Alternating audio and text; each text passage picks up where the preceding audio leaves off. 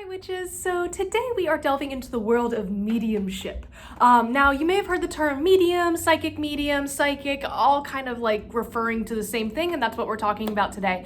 And it's seen a lot in a lot of the witchy realms. Now I've had a couple people come up to me and ask me if I know a good medium. It almost felt like if they're like, do you know a good doctor? But I'm like, and I don't have a whole lot of experience in the realm of mediumship. I am not a medium myself, nor do I ever claim to be. So if you hear anyone saying, she's a medium, it's not me. That's not who they're talking about.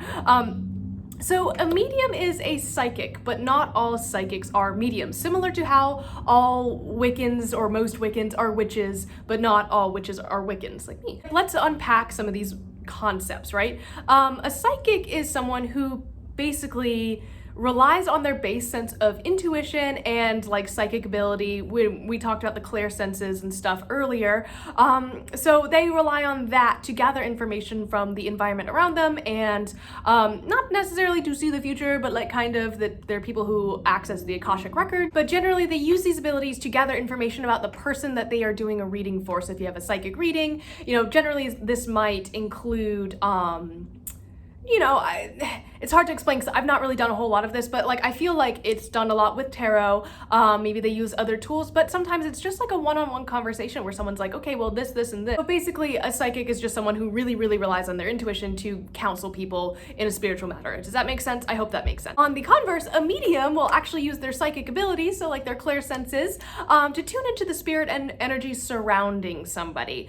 And this can be done to read the past, present, the future, or just something about the person that they are asking. It could also be to connect with spirit guides or any sort of spirits that are around them, deities. You see a lot of deity readings, or that's become a very popular thing I've seen online. So that's kind of, I feel like, more in the realm of mediumship.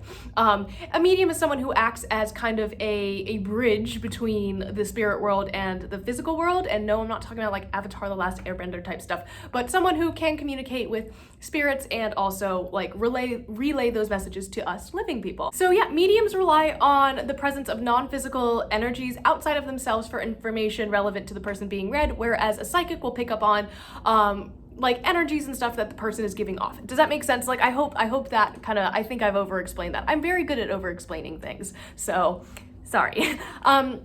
Mediums usually make contact with those ancestors we were talking about yesterday, to bring you messages from beyond the veil. Some people don't even really believe in the whole concept of death, like in the sense that we know it, where it's someone is gone forever, they've gone to heaven, or etc., etc. It's more of a transition from the physical body into a spiritual body, and those spiritual bodies are who psychic mediums, I should say, are communicating with.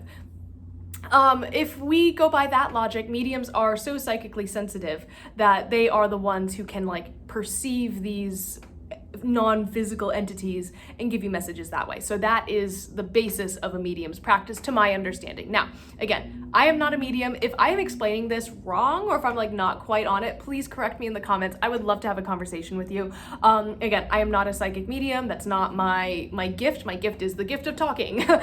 I just want to make sure I'm not misconstruing someone's practice in a way that feels disrespectful or anything. This is me just having done research and relaying the messages to people. Generally speaking, from the accounts of mediums that I have read and people I've spoken to in real life, mediums have always kind of like known they were sensitive from a young age. They may have had experiences as children that they realized as an adult was like actually like a ghost or a spirit that they were communicating with, and then that kind of like snowballs into them like learning about their gift a little bit more, which I think is amazing. Some people do have these experiences really young and find them traumatic, right? So they might shut themselves off from these abilities voluntarily or non-voluntarily.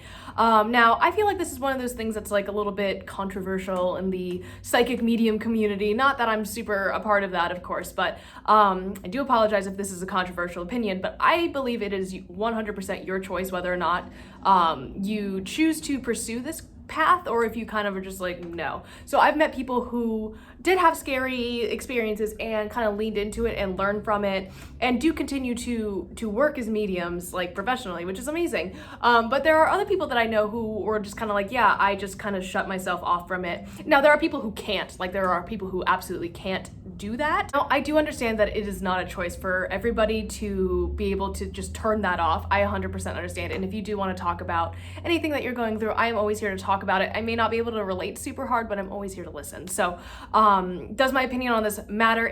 No, I just wanted to raise awareness about that. Like, some people were born with these gifts and choose to not do that or like participate in any of that, and that's okay. Like, that is fine. If you're one of those people, it's fine. Big disclaimer, it would be irresponsible of me not to say there are like charlatans out there who want to scam you and tell you like, oh, I have a message from the great beyond, like specifically for you, and I was called to give you this message. Like, I just want to caution you, especially as like beginner witches, just to be careful. If anyone's like inboxing you and just like being like, well, you must pay me like X amount of money to do blah, blah, blah, blah, you know, probably a scam. Like, see my baby witch tip video. So just be careful. But yeah, mediumship is a very valid practice. Something, again, like I don't have a whole lot of experience with, but I think is really relevant to Samhain, especially when we're talking about spirit work and ancestor work. So if going to a psychic medium is something that you've been on the fence for a little bit, kind of like I have, honestly, like I've been a little bit on the fence, but I think I'm gonna do it. Like, I just really want to see, you know, what some messages people might have for me. But if you're on the fence as well, I really encourage you, especially around Samhain, to go support your local mediums, go support your local psychics, do your research, of course. But you know, if you are a psychic medium who does like offer services, feel free to link it down below. I will totally check it out.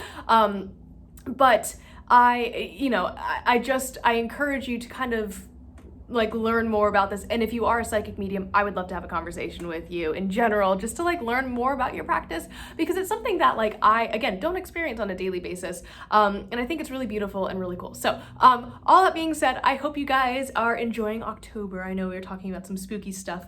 And yeah, I'll see you guys tomorrow.